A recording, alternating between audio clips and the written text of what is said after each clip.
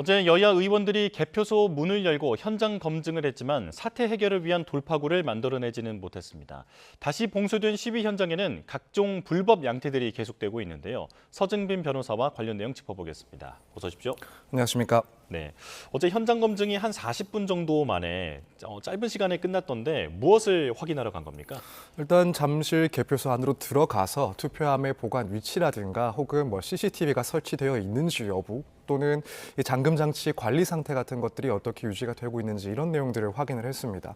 그렇기 때문에 사실 들어가서 투표함을 직접 열어본다든가 혹은 투표지 수량을 직접 세어본다든가 이런 것들은 없었기 때문에 우선 이제 겉으로 봤을 때 관리 상태 정도까지만 한 40분 정도 확인을 하고 나왔다 이렇게 지금 보도가 되고 있습니다. 예. CCTV가 없는 공간에 투표함이 보관되어 있었던 것이 알려지다 보니까 일각에서는 이제 부정선거 의혹을 제기하는 목소리도 좀 더 커지는 것 같더라고요. 자, 그래서 선관위가 여야 그리고 시민단체와 함께 잠실 개표소 공개 검증에 찬성하겠다라고 밝혔는데 선관위가 하겠다라고 하게 되면 이제 곧 하게 되는 겁니까? 일단 국회에서 또 의결도 필요할 것으로 보입니다. 이제 지금 만약 선관위가 이야기를 하는 것처럼 여야 그리고 시민단체 등이 함께 이제 공개적인 그런 공개 검증을 한다라고 한다면 결국에는 그 검증 결과에 대해서도 상당한 신뢰성을 부여할 수 있기 때문에 이런 점을 지금 이야기하고 있는 상황으로 이해가 됩니다. 그리고 이제 앞으로 만약 실제로 공개 검증이 이런 식으로 이루어진다라고 한다면 현재 지금 선거소총 진행되고 있는 선거소총 사건이라든가 혹은 앞으로 진행될 그런 수사라든가 또 각종 선거소송에서도 이런 공개 검증 자료 자체가 상당히 좀 신뢰성이 높은 그런 증거로 혹은 자료로 쓸 수 있지 않을까 이렇게 또 예측을 해볼 수가 있을 것 같습니다. 만약에 지금 소청 단계에서 이런 공개적인 검증 과정이 아니라 선관위에서 주도하는 단독으로 주도하는 그런 검증이 있다라고 한다면 사실 여기에 대해서도 또 비판적인 시가 또 신뢰할 수 없다라는 주장들이 계속될 거기 때문에 아무래도 이런 앞으로의 그런 과정이라든가 혹은 검증의 결과에 대한 신뢰도까지도 선관위에서는 좀 고민을 하고 이야기가 나온 게 아닌가 이렇게 생각이 됩니다. 예. 그런데 현장 검증이 끝나자 시위대가 다시 개표소를 봉쇄했는데 지금 체육단체들은 안에 여전히 들어가지 못한 상태입니다. 자, 경찰이 그동안 너무 미온적으로 대응한 게 아니냐라는 비판이 또 다시 지금 터져 나오고 있는 상황인데요. 집시법 같은 것이 왜 적용이 안 되고 있는 겁니까?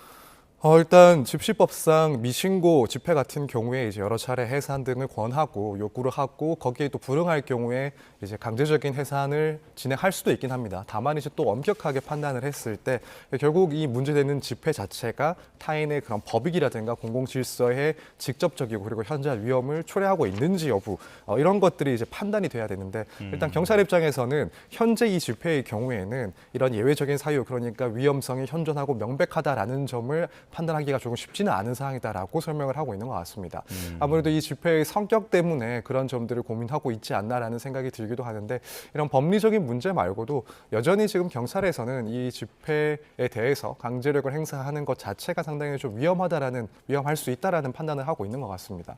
시간이 꽤나 지났음에도 불구하고 이런 봉쇄 사태가 조금도 이제 진전이 되지 않는 상황이다 보니까 혹여라도 지금 시점에서 경찰이 이제 강제적인 그런 해산을 시도를 했을 때 결국 집회 혹은 시위에 참석한 이 사람들과의 물리적인 충돌이 발생할 수밖에 없고 거기에 대해서 또 경찰의 그런 책임이 물어질 수도 있는 그런 우려가 분명히 있다라고 생각이 됩니다. 그래서 법리적인 검토 역시 하고 있겠지만 현실적인 그런 어려움 역시도 고민을 하다 보니까 현재 이제 집시법상 강제 해산을 진행하고 있지는 못하고 있다 이렇게 이해를 하고 있습니다.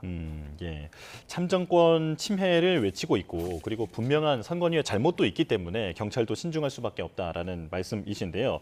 하지만 체육단체들은 얘기가 다를 것 같습니다. 명백하게 지금 업무를 침해받고 있는 상황이잖아요. 손해배상이라든지 이런 절차도 앞으로 예상이 되는 거죠? 일단 예상은 해볼 수 있을 것 같습니다. 다만 이제 그 손해배상이라든가 각종 그런 소송 절차가 누구를 상대로 해서 진행이 돼야 될지 이걸 조금 많이 고민을 할 것 같습니다. 1차적으로 생각해 볼 수 있는 것은 결국에는 집회에 참석한 그 사람들에 대해서 손해배상 청구를 하는 이것 분명히 검토는 할 수가 있습니다. 이 집회 봉쇄로 인해서 체육단체 등이 발생하고 있는 그런 피해들을 추산을 할 수가 있기 때문에 이론적으로야 이제 이런 참가자들에 대해서 개별적인 손해배상 청구가 가능합니다만 문제는 이제 이 상대방들을 누구 일부러 특정할 수가 있을지, 이 개개인들을 하나하나 특정할 수 있을지가 문제가 되는 거죠. 뭐 예컨대 집행 과정에서 뭐 공무집행 방해 혐의 등으로 형사 입건이 된 사람 같은 경우에는 그때는 이제 조회 등을 통해서 소송 과정에서 그 신원을 확인을 하고 손해배상 청구를 진행할 수 있겠습니다만, 그렇지 않은 불특정 다수에 대해서는 특정 자체가 어렵기 때문에 이 소송을 제기하는 것이 사실상 무의미하다고 보여집니다. 그렇다면 결국에는 이제 다음번으로 생각해 볼 수 있는 게 이 정부에 대한 책임, 그러니까 뭐 공무원들에 대한, 특히 경찰이 여기에 대해서 현재 어떠한 적극적인 조치를 취하고 있지 않다라는 점에 대해서 뭐 직무유기로 뭐 형사적인 문제를 제기한다든가, 혹은 이 정부에 대해서 손해배상 책임을 청구하는 방법도 고민할 수 있을 것 같긴 합니다. 물론 이제 직무유기야 고의적으로 이 공무원의 자신의 업무를 방치하는 경우에 성립하는 거라서 지금 현 상황에 대해서는 형사적인 책임이 문제가 되지는 않을 것 같긴 합니다. 예. 결국 남은 것은 손해배상 청구를 정부를 대상으로 하는 건데, 여기에도 사실 뭐 쉽지 않은 것은 결국에는 이 선관위의 이런 부실한 그런 관리가 현재 이 체육관 봉쇄라는 그 결과까지 인과관계가 인정되는지 여부, 그리고 선관위가 이러한 사태, 그리고 체육단체 등의 각종 손해에 대해서 이미 좀 예견할 수 있는 그런 가능성이 있었는가, 쉽게 말해서 이 부분까지도 과실이 있는가라는 판단이 조금 어려울 수도 있을 것 같습니다. 예. 그래서 만약에 소송이 제기된다면 이런 형태의 소송이 제기가 될 것이고, 이 쟁점은 뭐 인과관계라든가 혹은 손해에 대한 인식 여부, 과실 여부가 문제가 될 수 있다, 이렇게 생각이 됩니다. 지금 이 시위를 하는 그 분들을 어떤 주체가 누구냐, 지금 이게 분명하지 않다 보니까 앞으로 추후 법적인 해석이 상당히 복잡해질 수 있다라고 이해가 됩니다. 자, 그리고 잠실 시위 중에 경찰관을 폭행한 20대 남성들이 구속영장이 그 도주 우려가 없다라면서 기각이 됐는데, 앞서 그 경찰관에게 침을 뱉었던 그 시민 같은 경우에는 구속되지 않았습니까? 이번에 왜 판단이 달라졌을까요? 일단 개별적인 사안마다 좀 달리 판단을 할 수밖에 없기 때문에 구체적인 내용에 있어서 조금 차이가 있었던 것 같습니다. 지금 이 20대 남성 2명 같은 경우에는 뭐 수사 단계에서 자신들의 범행을 인정했을 가능성이 상당히 높아 보입니다. 그래서 물론 뭐 거기에 대해서 정당한 목적이 있었다 혹은 동기가 있었다라는 주장을 뭐 했을 수는 있긴 한데, 우선 이 사실관계에 대해서는 인정을 하지 않았을까라고 추측이 되고, 지금 혐의 내용 자체가 이제 경찰관의 양팔이라든가 혹은 목덜미를 붙잡아서 다치게 했다라는 내용입니다. 그래서 이 구체적인 행위 태양을 봤을 때도 반드시 구속을 해야 될 정도로 심각한 사안이다라고는 법원에서 판단하지 않았던 것으로 보입니다. 그리고 이런 중대성 문제라든가 혹은 수사 단계에서의 그런 태도를 봤을 때 결국에는 사실관계를 모두 인정을 하고 그런 인적 사항도 다 특정이 된 상태이기 때문에 도저히 우려가 없다, 또 증거인멸의 우려가 없다라고 이제 법원에서는 판단하지 않았을까. 그래서 앞서 이제 말씀하신 구속된 사안과는 구체적인 내용 면에서는 조금 차이가 있었을 것 같다, 이렇게 보여집니다. 예, 심각성이나 태도도 충분히 법원에 참작했을 거다라는 말씀이신데요. 충주에 이어서 통영시장 선거도 재검표가 결정됐습니다. 이게 지금 선거 무효 소송이라든지 전면 재선거라든지 이런 목소리로 커질 가능성은 어떻게 보십니까? 현 시점에서는 이제 물론 개별적인 그런 선거들에 대해서 소청의 결과라든가 혹은 소송의 진행 가능성은 충분히 있어 보입니다만, 그렇다고 해서 뭐 전국적인 전면적인 재선거 같은 것들은 아직까지 예측하기는 많이 힘든 상황으로 보입니다. 결국에는 뭐 지금 문제가 됐던 것처럼 무효표가 오히려 득표 차보다 훨씬 더 큰, 그래서 사실상 관리상의 하자가 있었다라고 한다면은 선거 결과가 뒤바뀔 수도 있는 그런 선거 구역 같은 경우에는 뭐 소청이라든가 혹은 소송 단계에서 그런 청구들이 인용될 가능성이 무척 높다라고 보입니다. 하지만 어디까지나 이제 개별적인 문제가 있었던 그 개별적인 선거구에 관해서 판단을 내리는 것만큼 그렇기 때문에 전국적인 재선거에 대한 목소리에 대한 근거가 될 수는 없다. 그래서 앞으로 물론 뭐 선관위의 실제 관리 실태 등을 더 확인해 봐야 되긴 하겠지만은 전면적인 그런 재선거와 같은 그런 목소리가 들어질 것 같지는 않다, 이렇게 보고 있습니다. 예. 이제 장윤기 사건 얘기를 해보겠습니다. 일면식도 없는 여고생을 무참히 살해한 장윤기, 지금 다시 이제 주목을 받고 있는데, 그러니까 현직 경찰인 아버지가 지금 이런 보안 수사 과정에서 필요한 증거를 인멸했다라고 해서 지금 다시 주목을 받고 있는 거잖아요. 일단 이 장윤기 사건이 어떤 사건이었는지부터 한번 다시 정리를 해주실까요? 네, 지난 5월에 이제 한 여고생을 무참히 살해를 한 그런 사건이었습니다. 이제 경찰에서는 당시에 수사를 하면서 단순한 그런 살인이라고 보고 기소 의견으로 송치를 했는데, 이제 검찰에서는 추가적인 보안 수사를 하다 보니까 이것이 단순한 그런 살인 사건이 아니라 어떠한 성범죄의 목적이 있었던 사건으로 판단을 하게 된 겁니다. 사실 이렇게 판단이 달라지게 될 경우에는 죄명 자체가 살인죄에서 강간등 살인으로 바뀌게 되고 이 법정형 자체도 이제 사형이나 혹은 무기징역형 밖에는 규정이 되지 않은 매우 큰 중범죄에 해당을 하게 됩니다. 예. 이렇게 경찰에서 검찰 단계로 넘어가면서 사안 자체가 더욱 심각한 범죄였다라는 것이 확인이 됐는데 이제 문제는 이것도 문제긴 하지만은 한편으로는 경찰 수사 단계에서 이 장윤기의 아버지가 현직 경찰관인데 이 장윤기의 사건과 관련된 특히나 성적인 범죄의 목적이 인정될 수 있는 입증할 수 있는 그런 증거들 예컨대 성인용품과 같은 그런 리얼돌이라든가 혹은 휴대전화 등을 다 은닉하고 또 폐기를 했다라는 것입니다. 그래서 이것이 또 최근에 밝혀졌기 때문에 더욱 큰 논란을 불러일으키고 있습니다. 예.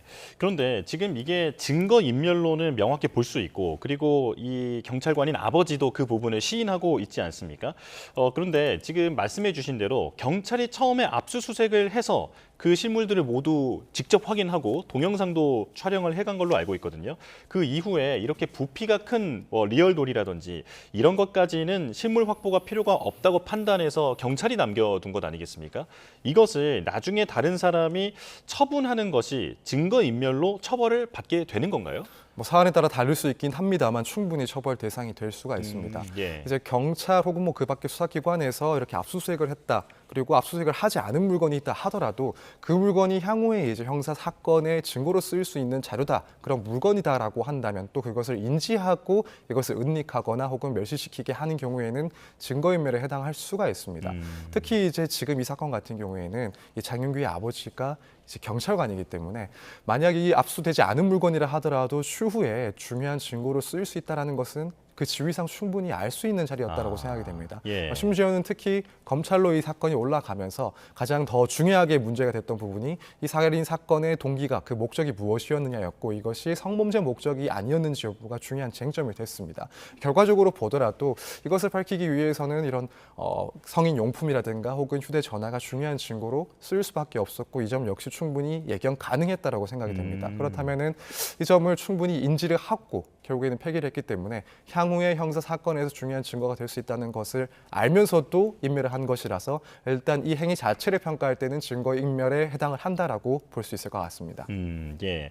그러니까 이게 지금 당장은 뭐 보존 조치라든지 증거라든지 이렇게 좀 지정이 되지는 않았더라도 향후에 어떤 사건을 규명할 때 필요할 것 같다라고 그 가능성이 인정되는 물건이라면 함부로 훼손해서는 안 된다라는 말씀이신 거잖아요. 그런데 만약에 지금 뭐 친족 얘기를 하고 있습니다만 친족이 아니라 어떤 청소업체라든지 그냥 뭐 제3자 같은 사람이 이 물건이 어떤 물건인지 모르고 그냥 압수수색이 끝났으니까 내가 정리를 하겠다. 그래서 정리를 하면 그 사람도 처벌을 받게 되는 겁니까? 자, 이제 만약 정말 모르고 했다라고 한다면은 이제 처벌 대상이 안 될 수가 있긴 합니다. 앞서 예. 이제 말씀을 드린 내용 중에 하나가 특히 이제 장윤기의 아버지가 경찰관이라는 점을 상당히 말씀을 드렸었는데 이 내용이 중요한 것이 결국에는 당시에 고의가 있었느냐 이 부분이 결국에 따져져야 되기 때문에 그렇습니다. 네. 그래서 만약 전문가가 아니라서 실제 수사가 어느 정도 진행이 되고 압수수색과 같은 그런 강제 절차가 마쳐지고 남은 물건 여기에 대해서 뭐 일반인으로 봤을 때는 객관적인 평가가 어렵다. 이것은 뭐 아무런 앞으로의 그런 사건과 관련해서 가치가 있는 물건이라고 보기 힘들었다라는 평가를 할 수가 있다라고 한다면 뭐 그것을 모르고 폐기를 했다라고 하더라도 이건 이제 증거인멸의 죄책을 묻지는 못하게 되는 겁니다. 예. 결국에는 고의가 인정이 되지 않기 때문에 그렇습니다. 그래서 개별적인 사안마다 달리 판단을 할 수밖에 없는 건데 뭐 적어도 지금 이 사건 같은 경우에는 이후의 행적들을 봤을 때 이 장윤규 씨의 아버지는 이게 추후에 문제가 될 수 있다. 특히 이 범죄를 구성하는 그 요소, 구성 요건과 관련해서 그 동기가 무엇이 있는지와 관련한 중요한 증거가 될 수 있다라고 상당히 판단을 한 것으로 보입니다. 그래서 이 사안에서만큼은 적어도 고의가 인정될 가능성이 매우 크다 이렇게 보여집니다. 예, 증거로 쓰일 가능성이 있는 물건을 이 아버지는 경찰이기 때문에 충분히 알고 있는 상황에서 이걸 고의로 폐기했기 때문에 명백한 증거인멸로 볼 수 있다라는 겁니다.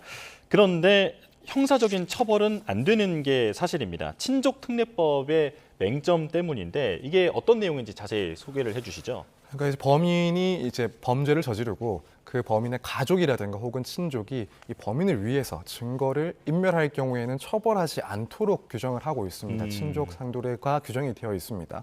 그래서 이 규정 자체의 취지는 아무리 이제 범행을 저지른 범인의 가족이라 하더라도 결국에는 이 친족 관계, 가족 관계가 있을 때는 천륜상 이런 것들을 숨길 수밖에 없다라는 그런 특성을 반영해서 이런 점들까지는 처벌하지 않는다라는 취지에서 규정이 되어 있는 겁니다. 그래서 지금 말씀하신 것처럼 아무리 이제 현직 경찰관이라 하더라도 이 장윤기의 아버지이기 때문에 여기에 대해서 증거 인멸을 했다라는 점이 확인이 된다 하더라도 예. 그리고 앞서 말씀드린 것처럼 그 고의가 인정이 된다 하더라도 지금 이 친족 상도례 규정에 해당을 하기 때문에 형사적인 책임까지는 물을 수가 없는 그런 구조입니다. 예. 그렇다면 경찰청 내에서 지금 직접 감찰을 하기로 했는데 어떤 공무원법이라든지 이런 식의 징계는 내려지게 되는 겁니까?